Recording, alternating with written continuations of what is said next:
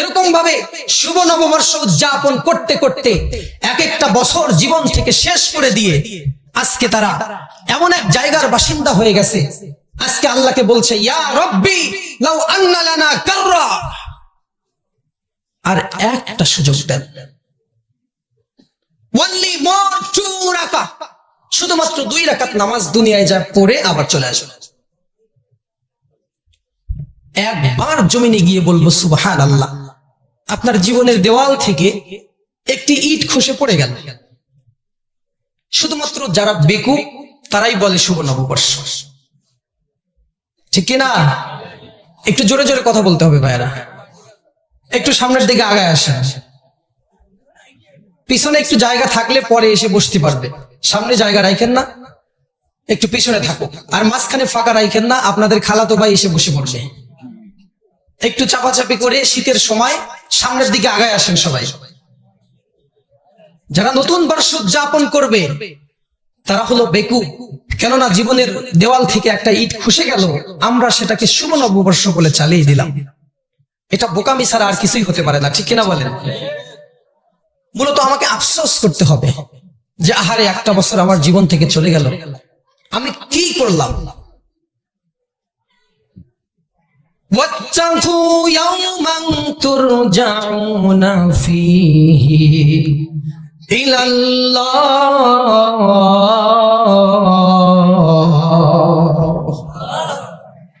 মহান আল্লাহ রাব্বুল আলামিন বললেন, যেখানেই ঘুরে বেড়াও, যাই করো না কেন, জীবনটা যেভাবেই কাটাও না কেন, একটি কথা শুধু মাথায় রেখে দিবে, ওয়াত্তাকু ইয়াওমান তুরজাউনা ফীহি ইলাল্লাহ। যেখানেই থাকো অবশ্যই একদিন আমি আল্লাহর কাছে তোমাদের ফিরে আসতে হবে। এই কথাটা চিন্তা করে শুভ নববর্ষ পালন করো, যা ইচ্ছা তাই করো। সময় ফুরিয়ে যাচ্ছে ভাইরা, একটা বছর চলে গেল, আমরা আরেকটা বছরকে আনন্দ উদযাপনের সাথে আনন্দের সাথে উদযাপন করছি। এইভাবে কয় বছর উদযাপন করতে পারবেন? সময় শেষ হয়ে যাবে। আপনার পূর্বপুরুষেরা যেখানে চলে গেছে, এখন যদি তারা চিন্তা করে আপনার বাবা আপনার দাদা যে আরেকবার জমিনে এসে আরেকটা তাফসীর মাহফিলে গিয়ে বসবো, পারবে? 2 রাকাত নামাজ পড়বো, পারবে? জমিনে গিয়ে একবার শুধু বলবো আল্লাহু আকবার, পারবে? আমরা বলতে পারতেছি আল্লাহু আকবার, এই সুযোগ হারিয়ে ফেলেছে তারা। এরকম ভাবে শুভ নববর্ষ উদযাপন করতে করতে এক একটা বছর জীবন থেকে শেষ করে দিয়ে আজকে তারা এমন এক জায়গার বাসিন্দা হয়ে গেছে, আজকে আল্লাহকে বলছে ইয়া রব্বি লাউ আন্না লানা কাররা, আর একটা সুযোগ দেন, ওয়ানলি মোর 2 রাকাত, শুধুমাত্র 2 রাকাত নামাজ দুনিয়ায় যা পড়ে আবার চলে আসবে। একবার জমিনে গিয়ে বলবো সুবহানাল্লাহ, একবার বললো আল্লাহু আকবার, এই সুযোগ আপনার পূর্বপুরুষ আপনার দাদা আপনার ভাইরা পাচ্ছে না, আমরা এখনো সেই সুযোগ পাচ্ছি আলহামদুলিল্লাহ। কতক্ষণ পাবো এই গ্যারান্টি আমাদের কারো কাছে হতে পারে এই মাহফিলে জীবনের শেষ মাহফিল।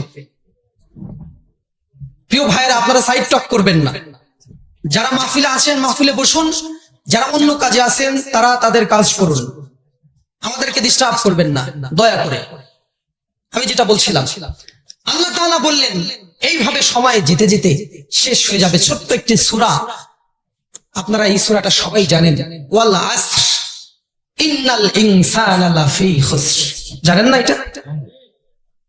আল্লাহ বললেন ওয়াল আসর, সময়ের শপথ, ইন্নাল ইনসানা লাফি খুসর, মানুষ ক্ষতির মধ্যে ডুবে আছে।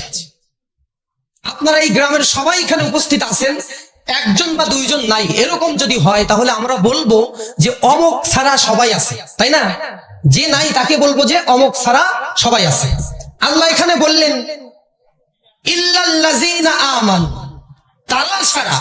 আরবিতে ইল্লা শব্দ হলো, ইল্লা মানে ব্যতীত বা ছাড়া, তার মানে কম সংখ্যক লোক ছাড়া বাকি সবাই ক্ষতির মধ্যে পড়ে আছে। আমার বাবাজিরা একটু লক্ষ্য করে শুনুন, আমা কানা মা'ানা ক্বাবলা আস-সাআ কিছুক্ষণ পূর্বে, কিছু সময় পূর্বেও আমার আত্মীয় স্বজন গুলো আমাদের সাথে ছিল। আমা কানা ইয়াকুলু মা'ানা, তারা আমাদের সাথে খেয়েছে। আমা কানা ইয়াতামান্নাসু মা'ানা, তারা আমাদের সাথে হাসি তামাশায় মত্ত ছিল। একই সাথে বাজারে গিয়েছি, একই সাথে খাবার খেয়েছি। আমরা যা যা করছি আমাদের পূর্বপুরুষ গুলো তাই তাই করেছে, ঠিক কিনা? করে নাই? তারা যখন চলে গেল, তাদের জন্য আপনাদের এই যে পাশে রাজমান বাজার নাকি, এই বাজার কি তাদের জন্য থেমে গেছে? আপনাদের বাড়ির পাশে রাস্তাঘাট গুলো বন্ধ হয়ে গেছে? আপনাদের এলাকার, আপনাদের গ্রামের সবচেয়ে প্রভাবশালী ব্যক্তি যিনি, ওই লোকটাও যদি মারা যায়, আপনাদের আশেপাশে বাজার ঘাটগুলো কি অচল হয়ে যাবে? স্কুল কলেজ বন্ধ হয়ে যাবে? আপনি মারা গেলেন, আপনার স্ত্রী আগের মতোই সময় কাটাবে, অল্প কিছু সময় পরে সেও হাসিতে খুশিতে মেতে উঠবে। আপনার সাথে যে সুখের সময়গুলো কাটাতো, অন্য আরেকজনের সাথে সেই সময়গুলো কাটাবে। আপনার সন্তান তার লেখাপড়া চালু রেখে দিবে, আপনার ভাই তার চাকরি চালু রেখে দিবে।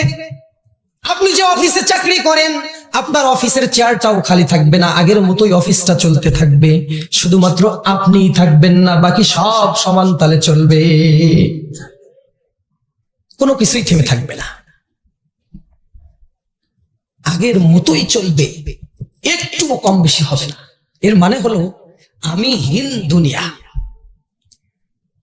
সব আছে, শুধু আমি নাই, সবই আছে, আমি একমাত্র অনুপস্থিত এই দুনিয়ার বুক থেকে, আমি চলে গেছি। আশ্চর্যের বিষয় হলো আজকে আমাকে যারা মূল্য দিচ্ছে, এই মানুষগুলো সব কিছু আগের মতোই তারা পরিচালনা করবে, আমাকে ছাড়া তাদের চলে যাবে, তাদের জীবন একটু হ্যাম্পার হবে না, কোনো ক্ষতি হবে না, তাদের কোনো কাজ তাদের থেমে থাকবে না, আমি শুধু চলে যাব। আমরা সবাই আপন ভাবে এই দুনিয়াটাকে, এই দুনিয়া একটা পরনারীর মতো, অন্যের স্ত্রীর মতো। আমার দৃষ্টান্ত লক্ষ্য করবেন, অন্যের স্ত্রী যতই চিত্তাকর্ষক মনোমুগ্ধকর হোক না কেন, তার দিকে তাকায় থাকে আপনার কোনো লাভ আছে? সে তো আপনার হবে না। খাওয়া তাকায় থেকে নিজে পাপ করলেন, সময় নষ্ট করলেন, সে তো অন্যের স্ত্রী। এই দুনিয়াটাও ঠিক একই রকম, আপনি যতই তাকে আগলে রাখার চেষ্টা করেন, যতই তাকে ভালোবাসেন, আপনার হাতের আঙ্গুলের ফাঁক দিয়ে এই দুনিয়াটা চলে যাবে ভাইরা, আটকায় রাখতে পারবেন না। আপনি সমুদ্রে গিয়ে পানি থাবা দিয়ে ধরে বাড়িতে নিয়ে আসতে চাইলে দেখবেন হাতের আঙ্গুলের ফাঁক গুলো আপনার সাথে খেয়ানত করবে। এই দুনিয়াটার উৎপত্তি হয়েছে আদনা শব্দ থেকে। আদনা শব্দের অর্থ হলো নিকৃষ্ট, তুচ্ছ, যার কোনো দাম নাই। এর উৎপত্তি, দুনিয়া যে শব্দ, আরবি শব্দ, এই শব্দের উৎপত্তি হয়েছে আদনা থেকে। আলেম ওলামা আছেন, আমি আন্দাজে কোনো কথা বলি না, আমি যতক্ষণ কোরআন থেকে পারবো ততক্ষণে আলোচনা করব। কোরআনের বাইরে যাওয়ার চেষ্টা আমি করি না, চলে গেলে আপনারা আমাকে আবার ফেরাই দিয়ে, কারণ কোরআনের বাইরে বলতে চাই না, এটা সাফিসিয়েন্ট, মানুষের জন্য কাফি। আল্লাহ বলেছেন যথেষ্ট মানুষের জন্য, এর বাইরে যাওয়ার প্রয়োজন নাই। এই দুনিয়ার উৎপত্তি হয়েছে আদনা শব্দ থেকে, যার অর্থ হলো তুচ্ছ, নিকৃষ্ট, পচা জিনিস, বাজে জিনিস। আল্লাহর রাসূল সাল্লাল্লাহু আলাইহি ওয়াসাল্লাম একটা মরা পশু, একটা মরা প্রাণীকে সাহাবীদের কাছে তুলে দিলেন আর বললেন, কে তোমরা আসো, এই পচা পানিটাকে বাসায় নিয়ে চলে যাবে। সকল সাহাবী বলছেন, ইয়া রাসূলুল্লাহ, এই দুর্গন্ধযুক্ত পচা প্রাণীটা দিয়ে আমরা কি করব? এইটা তো আমাদের কোনো কাজে আসবে না, আমরা কেউ এই পচা পানিটা নিতে চাই না। আল্লাহর রাসূল তাদের বলছে, আমার সাহাবীরা শোনো, এই যে মরা গাধা, এই মরা প্রাণীটা তোমরা নিতে চাচ্ছ না, এর কোনো মূল্য তোমাদের কাছে নাই। এই যে দুনিয়ায় তোমরা বসবাস করো, এই মরা, এই পচা গাধার চাইতেও এই দুনিয়া বেশি মূল্যহীন, ওইটার চেয়ে বেশি মূল্যহীন, এরও কোনো দাম নাই। আমার যুবক ভাইরা, 31st নাইট এইটা পালন করার আগে একটা বার চিন্তা করে দেখুন, জীবন থেকে একটা বৎসর চলে গেল। আমার ভাইয়েরা লক্ষ্য করবেন, যারা আশেপাশে আছেন বসে পড়ুন। এই যে বাবা, তোমরা সাইড টক করো না, বসো, এখানে বসো, আমার কথাগুলো শোনো। আমি অনুরোধ করবো আপনাদের ভাইয়েরা, আল্লাহর কসম করে বলছি, ইয়াকিনান আলাল্লাহ, ইকসিমু বিল্লাহ, আমি আমার বাবার কোন বানানো কথা বলতেছি না। আমি যে কথাগুলো বলছি কার এগুলো? জোরে বলেন না কার? আল্লাহ তাআলার কালাম থেকে আলোচনা হচ্ছে, সাইড থেকে কথা বলবেন, এটা বেয়াদবি হয়ে যায়। ছোট বাচ্চা যারা আছে, বাবা তোমরা একটু বোঝার চেষ্টা করো, আমাদেরকে সাহায্য করো। তো যেটা বলছিলাম, জীবন থেকে একটা বছর চলে গেল, মানে কতটা ক্ষতি হলো, একটা ছোট্ট দৃষ্টান্ত আপনাদেরকে দেব। এটা তো গ্রাম, আল্লাহর রাসূল যখন ওয়াজ করতেন সাহাবীদের বাস্তবতার সাথে উদাহরণ দিয়ে ওয়াজ করতেন। আমি বাস্তবতার সাথে উদাহরণ দিয়ে ওয়াজ করার চেষ্টা করব। এই গ্রামের মধ্যে আপনারা দেখেছেন বরফ বিক্রেতা পিছনে একটা বরফের বাক্স নিয়ে তারা বরফগুলো বিক্রি করে রাস্তা দিয়ে। ওই বাক্সর নিচে ছোট্ট একটি ফুটা করা থাকে, যখন আইসক্রিম গুলো গলে যায়, বরফগুলো ওই গলে গলে পানিগুলো আস্তে আস্তে ওই বাক্সর কর্নার দিয়ে পড়তে থাকে। আপনারা দেখছেন না দৃশ্যগুলো? এই যে ঢোক সাইকেলের পিছনে, ভ্যানের পিছনে, এগুলো কমন করার কথা। আপনারা যেটা বোঝেন আমি ওইটা দিয়ে ওয়াজ করবো। আমি শহরে ওয়াজ করলে একরকম করি, গ্রামে করলে একরকম করি, কথা কোরআনেরই, কিন্তু উদাহরণটা এমন ভাবে দিতে হবে যেটা আপনারা বোঝেন, নাকি বাবাজি কি বলেন? এই যে বরফ বিক্রেতা, এক ফোঁটা করে বরফ গলে গলে নিচ দিয়ে পড়ে যাচ্ছে, নিচ দিয়ে পড়ে যাচ্ছে। এইভাবে যেতে যেতে আস্তে আস্তে তার বরফ যদি বিক্রি না হয়, আপনারা বলেন তো সকাল থেকে সন্ধ্যা পর্যন্ত থাকলে ওই বরফগুলো কি আর থাকবে? সব গলে পড়ে যাবে, চাইলেও সে ধরে রাখতে পারবে না। আল্লাহ পাক যখন আপনাকে দুনিয়ায় পাঠালেন, নির্দিষ্ট একটি সময় সেট করে দিলেন, 60 বছর, 70 বছর অথবা 50 বছর আপনার হায়াত দিয়েছেন। এই হায়াত ফুরাই গেলে আপনার হায়াতের জিন্দেগি থেকে একটু একটু করে সময় ওই বরফালার মতো গলে গলে পড়ে যাচ্ছে। বরফালার যেমন পানিগুলো গলে পড়ে শেষ হয়ে গেলে ওখান থেকে কোনো টাকা সে পাবে না, বাড়িতে যাবে, বাচ্চাগুলো ক্ষুধার্ত আছে, বাচ্চাগুলোর জন্য খাবার নিয়ে যেতে পারবে না। চালান নিয়ে এসেছে হাওলাত করে, হাওলাত বোঝেন তো? ধার, 5,000 টাকা ধার করে সকালবেলা আইসক্রিম কিনে নিয়ে আসছে। দেখেছিল আবহাওয়া ভালো, আসার পরে আকাশটা ঘন কালো মেঘে ঢেকে গেল, রোদ নাই, আইসক্রিম আর কেউ কিনছে না। কেউ যখন আইসক্রিম কিনছে না, বরফের ফোঁটাগুলো গলে গলে ওই বরফের বাক্সের কর্নার দিয়ে পড়তে থাকতেছে আস্তে আস্তে। এইভাবে যখন আসরের সময় হয়ে গেল, সারাটা দিন শেষ হয়ে গেল, কোনো বরফ বিক্রি করতে পারলো না। যখন দেখলো আসরের নামাজের আজান হয়ে যায়, বেলা ডুবে যাবে, ক্রিম বিক্রি হলো না।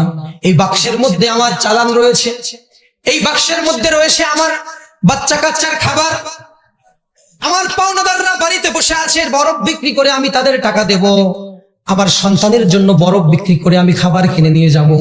আসরের নামাজের আজান দিল, একজনও আমার কাছ থেকে বরফ নিল না। তাহলে বাচ্চা কাচ্চার সামনে আমি কিভাবে গিয়ে দাঁড়াবো? করুণ কান্নার সুরে চিৎকার করছে আর বলছে, কে কোথায় আছো? একটা বরফ আমার কাছ থেকে কেন, সামান্য কিছু টাকা আমাকে দাও, এই বরফগুলো গলে গলে শেষ হয়ে যাচ্ছে, অল্প দামে তোমাদেরকে দেব, কেউ কিনে একটু রেখে দাও। আমার পাওনাদার বাড়িতে বসে আছে, আমার বাচ্চাগুলো না খেয়ে আসে, আমি বরফ বিক্রি করে ধার পরিশোধ করব, এরপরে বাচ্চাদেরকে আমি তাদের মুখে খাবার তুলে দেবো, আবার পরের দিন যে ব্যবসা করব সেইটার চালান লাগবে, ওইটাও আমার এই বাক্সের মধ্যে বন্দি। কে কোথায় আছে? আসো, একটু আমার দিকে আগায় আসো, সাহায্যের হাত বাড়াই দাও, একটু কয়েকটা বরফ কেন, অল্প দামে আমি দেব। এই লোকটা এতটা অসহায়, বাচ্চা কাচ্চার সামনে কিভাবে গিয়ে দাঁড়াবে? আমার ভাইরা, আপনাকে আল্লাহ পাঠালেন দুনিয়াতে, কিয়ামতের দিন আল্লাহর সামনে আপনি কি নিয়ে দাঁড়াবেন? আপনাকে তো দাঁড়াতে হবে, বিশ্বাস করেন না? বিশ্বাস করেন না? তাহলে কি নিয়ে দাঁড়াবেন?